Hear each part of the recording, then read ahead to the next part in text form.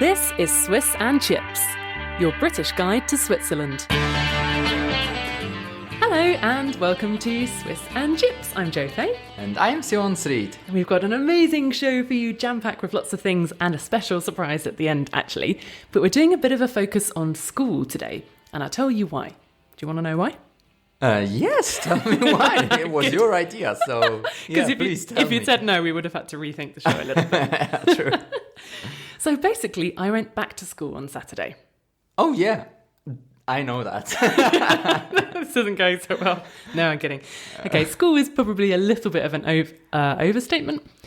But basically, in 8 weeks' time, I'll be taking my C1 Telk German exam. Oh, that's exciting. You're probably the only person I know who would say that to that. Well, you have done other exams already in German, haven't you? Yes, that's true. What made you, why do you do that? Yeah, I mean, good do question. you need it or? Yeah, good question. I also asked myself that at 5 to 9 on Saturday morning. Basically, I'm doing an exam preparation course for the next 8 weeks, and then I'll take the C1 exam sort of towards the end of October. Why am I doing it? Yeah, I don't know, because I don't actually need it. But basically, I've been studying German for, months and months and years, and I came to the end of my C1 course, which is at the Mikro-Clubschule, I should say. Other schools are available, of course. And then I thought, you know what? I'm going to take that exam. Yeah, great. I think it's a great idea. I mean, then you have also a goal in mind. So. Yeah, because things really got switched up a gear, we could say. Yeah. the sort of C1 course I was doing before, it was quite fun. You get to talk to people in the group. You kind of chat about current topics and things. But this exam preparation course is kind of like the language equivalent of German boot camp, basically. Okay. At the beginning, she said, everybody introduce yourselves. And if you've got any questions, ask them now because you won't have another chance. Oh, sounds fun. I didn't have any questions. And I won't do it, seems now. Well, anyway, so you posted in our Facebook group... Switzerland for English speakers, please exactly, join. Yeah. You posted there that you are going to the course C1 and if anyone has, any experience with it. But it ended up that someone or two people had a question about the B1 exam I saw. Yes, exactly. So there was Ulrika again. Hello, Ulrika. Yeah, our favorite, our biggest fan, we can say, ooh, at right least now, in the group, in the Facebook group. So thank you very much. It's always nice when we see a comment from anyone or a post. Ulrika asked, I would love to know how the B1 was. Basically, as you may already know, in the, I only took the Telk exams. Maybe Goethe is slightly different, but I think they run along the sort of same principles. There's 4 parts, reading, writing, listening, and speaking, basically. And what happens is on exam day, they run them at various different places, like language centres, kind of all over the country, in Switzerland anyway, also in other countries as well. And you go to sort of the centre where you've paid your money and registered to go do the exam. You meet a bunch of strangers normally, I guess, unless you're doing it with someone you've done a course with. And then you just go into, in my case, it was quite a small room. They give you bits of paper out, and then you're just kind of practicing the things that you've probably already done in your course. So it should be familiar. If you haven't done a course, of course, I'd say look it up online before. And you're just kind of filling in, your answers on a kind of answer sheet. Everything is timed. And then throughout, you have kind of small breaks in between the separate parts. But the sort of interesting part, which was quite surprising for me, and I'm glad that I know now before I do my C1, was the speaking part of the test. And for this, they pair you up with someone else who's taking the exam. Oh, I see. And you have to go into the room together, and they kind of lay a sort of card with information face down on the table. And you have a few minutes to read it and kind of prepare your answers. And then basically, I think for the B1, you talk about what's on your card to the other person. Okay. And then that person has to ask you questions about your sort of presentation. And there is an examiner in the room? Or? Yes, most importantly, there's a person in the corner watching you. Okay. And it's just very weird because you have to have this kind of fake conversation with someone you don't know. Yeah, and you're both a little bit kind of stressed and say some maybe stupid things that aren't even true. And but how do they judge? How do they judge? I don't know the exact details, but I think at the B1 level anyway, they just want you to be able to talk about a topic that you don't know about in advance. Okay. I think that's the kind of important thing to bear in mind, and that you have a certain level of grammar and vocabulary that's expected that at that level, basically, and you have to sort of prove that then. Okay, yeah. So, but it's all pretty straightforward, right? Yeah, pretty straightforward. And I wasn't sure how it went on the day. I thought, could have gone either way. But in the end, it turned out pretty well. Oh, that's good. Has to be Sounds said. good. Yeah. So and I think if you would fail, what would happen? You just go again, or? Well, I know that for the C1 exam, if you fail part of it, you have a year to retake that part as many times as you like. Okay. I don't know what happens if you fail the entire thing. Oh, okay. Probably also you probably have to pay and do it again, I guess. Yeah. That's pretty much the worst that can happen. Just a money issue. Yeah, it's just a money issue and time. The B1 exam takes a whole half day. C1 takes a whole day. It's such a long exam. Yeah, that's a long exam. So anyway, after smelling a little bit of Swiss school air. Smells like Swiss school, yeah. Did you see any difference to like your school? I mean, it's not school, but was it? Yeah, I think the one thing that was similar and that has always struck me when I'm going into Swiss schools or academic institutions of some kind is the extremely low-level security, basically. I guess with kind of public buildings like lots of adult language schools or colleges, security isn't really that high, either in England. But with schools in particular, in Switzerland, I found, very surprisingly, there are no high gates, there are no electronic keypads to type into, there are no kind of people outside the school. The doors aren't locked, there's no cameras, security system, nothing. You can just literally walk into a playground and walk into a school. I know that because I've had to go there for work before. Yeah, not because true. I just tried to see if I could go in. Yeah, definitely true. That was a bit surprising for me when you told me in England when we walked along a big fence and you said, that's a school. I said, that doesn't look very inviting. It looks more like a prison. So that was very unfamiliar because here none of the schools have any fence around. I mean, they have maybe a small fence or something, but it's more that dogs not go in or something footballs like that. Don't roll out. I think that's what the aim is. More schools. Like this. And any security control is not... I don't know any school where there would be security control. Yeah, it's interesting, huh? Because at my old primary school, for example, you also just used to be able to walk in and walk through the front door.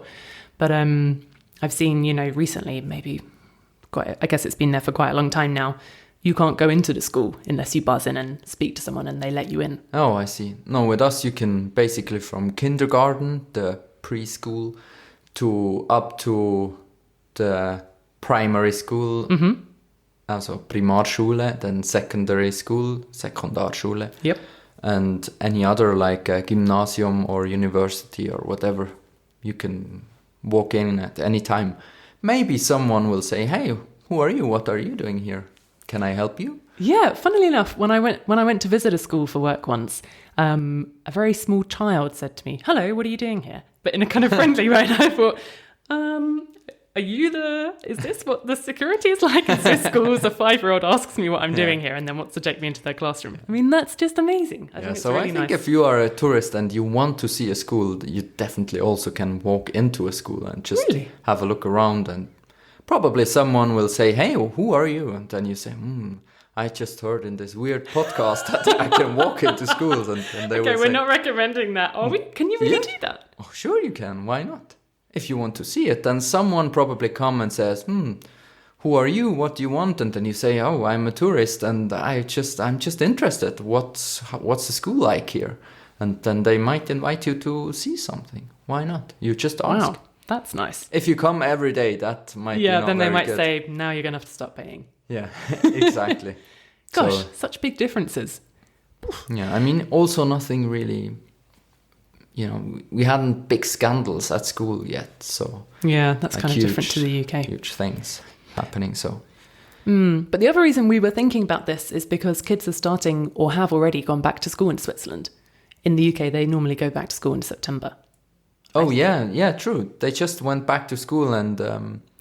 we heard at the radio that cars should please make a full stop in front of a pedestrian. No, in front of a... Pedestrian crossing, yeah. Yeah, crossing, if kids are there. So, because only if you full stop, they should walk. They should learn it. Yeah, and this is an interesting point because you can see lots of signs around Switzerland that kind of repeat this message. You have to come to a complete stop at a pedestrian crossing. And you hear it on the radio and you kind of see it all over. And I think the reason that this is repeated so much is because lots of children are walking to school on their own. Yeah, it's everywhere. You can see this Rad steht, Kind geht, something like that. Yeah, or wheels stop and children go. Yeah, something like that. Mm-hmm. Yeah, kids go alone to school. Yeah, whereas in England, we don't have these kind of messages because most of the time they're going with someone or being driven there in a big city. Yeah. And we're talking, what kind of age do kids start walking to school on their own here? Well, it depends. I mean, it depends how far the school is and how far also you have to walk. So let's say, usually you walk maybe something like 10 minutes adult walk. So child maybe 30 half an hour. with having a look around and stuff. So I think me personally, I started to go to school like at 5? Age 5. Yeah. Alone. Well, in kindergarten, I would say the first 1-2 days, the parents come along and then you just go alone or with a friend. Or in my case, I had a dog, so I went with a friend and the dog. Amazing. Yeah. This is the kind of thing, I basically couldn't believe this story the first time I heard it, and that would never happen in England, I don't think. Maybe in a small village or something, but honestly, I don't think I went anywhere on my own when I was 5. It is quite a small village where I grew up, so... That's true. I think you can't do that in Bern, but where I grew up and like, what is it now, like 5-10 years ago? Maybe a bit longer. A little bit. So that was not a problem. So I went with the dog. The dog waited in front of the kindergarten, and when I came out, we went home. We went home. Yeah. Wow, what a dog. Both waiting for food. Yeah. Just unbelievable. But I'm pretty sure I've seen kids aged maybe 7 walking to school on their own here. Oh yeah, definitely. In Bern. Oh yeah, also in kindergarten they can go alone. Depends a bit how far it is, if they have to cross many roads and so on. And also maybe if they have to go through a forest, and the parents maybe say, I'm not so sure, although never something happens. Yeah. But, the parents might be a bit more scared. Yeah, but I think usually... They go along to school like with 5, age of 5. Yeah. Cool. I can really imagine that for expat parents that must be an absolute nightmare if all the other kids are walking to school on their own and they want their 5-year-old to go trotting off down the road on their own to school. Yeah, it is sometimes a bit weird also when you are in the tram or something and then you see like a very small child alone in the tram or something. Looks maybe a little bit, where are your parents? Yeah, exactly. Yeah. That's so weird.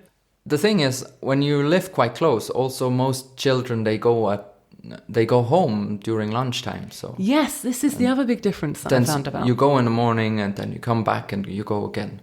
So school is usually at 7:30. It starts 7:30 or 8:15, something like that. That's early. Well, then till 11:45, and then it's break till 1:30. Till 4:30, something like that. I mean, roughly. Yep. It varies every day, but that's more or less it. And then one afternoon you got off, and then Saturday is off. And Sunday. And Sunday, obviously, yeah. Oh, sure. For a moment there I thought, hang on a second, they're going to school on a Sunday. So yeah, if the parents would have to go and go back, that's like a half-day job. So yeah, true. But I mean, the fact that children also go home from school for lunch is just a completely... kind of a radical idea to someone who's not from this country, I think, because then someone has to be at home to feed them. Who's that going to be? True, yes. Quite a few children, they also, like, when they are 11, 12 or something, they cook on their own. Mm-hmm. So, or maybe the parents prepare something in the evening and then, just heat it up. Okay, and this Wednesday afternoon off school as well? Yeah. That's interesting. What do kids do with that afternoon? They just go home, or do they go to clubs or something? But what kind of clubs you mean? I don't know, like clubbing. No, I don't mean those kind of clubs. I mean, like, arts and craft club or football or something. Actually, I don't exactly know how it is today, I must say, but I assume it's still the same. So Wednesday afternoon off was the thing, because then all the clubs were. So if you went to a tennis club or something, that was usually then Wednesday afternoon because every kid had the afternoon off. I see. Okay. So yeah, many of the things were organized at that day. But now it's also the Saturday off. That wasn't like that.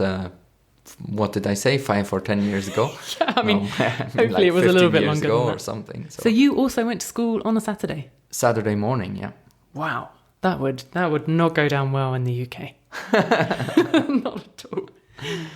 Okay, well, I guess those are the sort of 3 main differences I can think of at the moment. Apart from going to language lessons and seeing kids on their way to school on their own at the age of 5 and so on, we've also been doing other things with our time, and namely heading off to a very traditional Swiss festival. Yeah, as a small extra of today's show, we recorded a short audio clip at the Eidgenössisches Hornussenfest. AKA the Federal Hornussen Festival.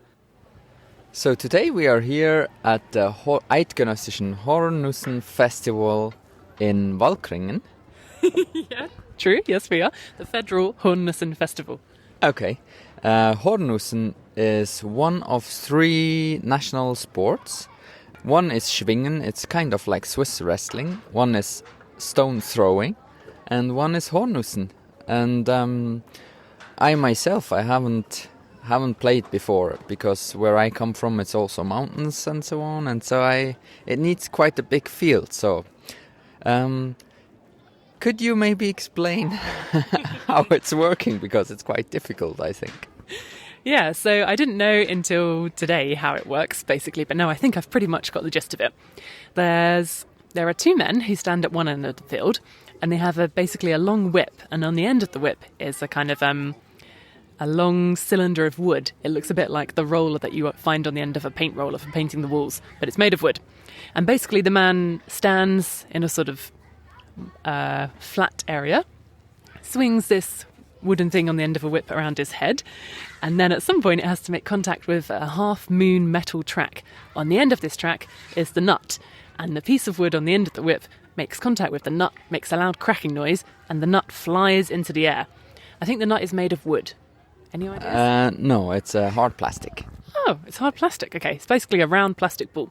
So he hits this ball, it flies off miles and miles into the air, and then far, far in the distance there's a big group of people standing in a field with paddles on the ends of sticks. They have to try and either lift or throw their paddle into the air to stop the nut making contact with the ground. Exactly, and when it makes contact to the ground, it's a point for the team, so... There you go, that's it, in a nutshell. Very good. Yeah, but let's talk a bit about your experience about this very Swiss, very traditional event. I think compared to the Schwingen, the Schwingfest are even more traditional and attracting many more people. And I think also, yeah, it's kind of a little bit more professional. This seems to be traditional and more like a fun event. What do you think? Yeah, definitely. I think Schwingen, or Swiss wrestling, that's kind of extremely high profile. You know, the top guy at Schwingen in Switzerland is really a celebrity. He's on the front cover of magazines and everything. And not so many people who aren't Swiss have heard of Hornussen, I don't think. And probably even fewer of them actually know what it is. I didn't know until today, and I've been in Switzerland 8.5 years. And I think the Schwingfest is a massive, massive event when it happens at the federal level. And tickets go for, I don't know, hundreds of francs. They're really hard to get hold of. And in comparison, this Hornussen festival is also at the federal level. But you don't have to pay. We just walked in and there's basically some people standing around watching. There's no big crowds. It's also not so many people who are actually playing Hornussen compared to Schwingen, where it's very, very broad sport, I would say. Schwingen's more popular, basically. Definitely, yeah. I was one myself, so... Oh, interesting. Yeah, to be honest, I couldn't really say why Schwingen is more popular than Hornussen. Maybe because the action is concentrated in a small place so you can see more. Whereas here, where we're trying to see if someone stopped that nut or not, some people can tell because someone's taking a score, but I personally wouldn't be able to tell you if it had worked or not. I think it just needs loads of space as well, and we don't have so much flat green fields in many places. That's why it's also more common in central Switzerland. Yeah, and I mean, you've seen cricket games, haven't you? How much bigger is a kind of Hornussen game than a cricket game, do you think? How much more space? Well, it's basically not a circle, it's just a straight line more or less. So it's maybe, let's say, 25 meters wide and 400 meters long. Yeah, so pretty big. Yeah, definitely. So what else could you say about a typical Swiss event? What do you think it's so Swiss about it? Well, hard to say really, but one thing that kind of interests me about these events is that everybody has a team jacket and it's sponsored by some kind of funny local company. So you see lots of guys standing around who, you know, to be honest now, they don't look that sporty, but they all have a team jacket on with their sponsor on the back, which is kind of nice. I think this is not so. It's a sport, but it's more like a get together and have a nice time with friends, and then some are a bit more ambitious than others. But yeah, I think it's quite nice. The weather is nice and it's a huge big green field. I think we will put some pictures on our website on swissandchips.com, and then you can maybe understand a bit more what it is like. Yeah, it's a little bit hard to describe, basically. For me, in my head, I have this vision of some kind of cross between cricket and Quidditch. That's a nice summary. I think that was it. Do you want to say anything more or just goodbye? No, just, you know, I hope that one day I'll actually get to do Hornussen and then maybe I'll understand it a little bit better. Cool. Okay, I hope you enjoyed the show today and you know now a little bit better what this Hornussen is all about. In case you didn't, just head to our website swissandchips.com. We post a picture there and maybe a short video or something. And also don't forget to join our Facebook group. It's called Switzerland for English Speakers. Yeah, it's really nice. Would be great if you join, and don't be afraid, don't be shy, post in the group, ask your questions. We try to help. Ask your recommendations, ask things you find about Switzerland. Woohoo! And exchange with all the others. Yeah, great. We'd love to see you in there. Thanks see for you listening. there. Bye. Bye.